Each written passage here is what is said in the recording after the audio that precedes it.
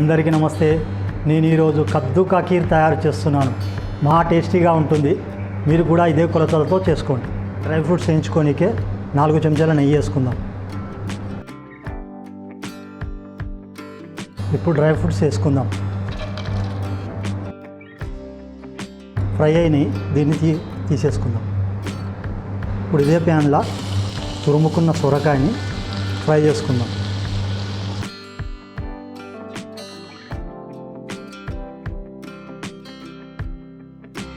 ఇది ఉడికే వరకు 1 లీటర్ పాలు మసలబెట్టుకుందాం.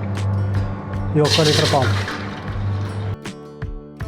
మసలే వరకు ఒక పిడికెడు బాస్మతి రైస్ 1 గంట ముందు నానబెట్టుకున్నాను.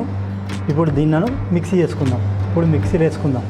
ఇప్పుడు ఈ పాలల్లో మిక్సీ చేసుకున్నాం కదా బాస్మతి రైస్, ఇది కలుపుకుందాం.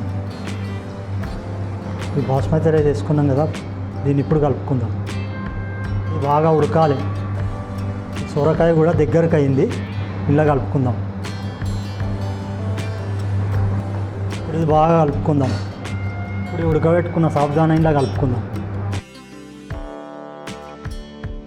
50 గ్రామ్ అంతా చక్కెర వేసుకుందాం. ఇంత తక్కువ ఎందుకు వేస్తున్నామంటే ఇలా మళ్ళీ మిల్క్ మేడ్ వేస్తాం కదా, అది ఇది స్వీట్నెస్ ఎక్కువ అయిపోతుంది, అందుకే తక్కువ వేసుకుంటున్నాం. కొద్దిగా ఇలాచీ పౌడర్ కూడా కలుపుకుందాం. ఇది గ్రీన్ ఫుడ్ కలర్, ఇది కలుపుకుందాం. ఒక సగం డ్రై ఫ్రూట్స్ ఇప్పుడు వేసుకుందాం.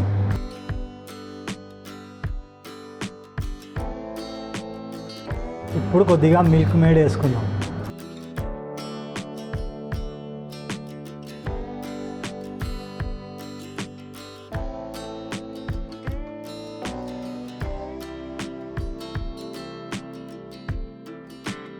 సూపర్, మహా టేస్ట్ వచ్చింది. మీరు కూడా ఇట్లే చేసుకోండి. మంచి వీడియోతో మళ్ళీ కలుస్తా. బాయ్.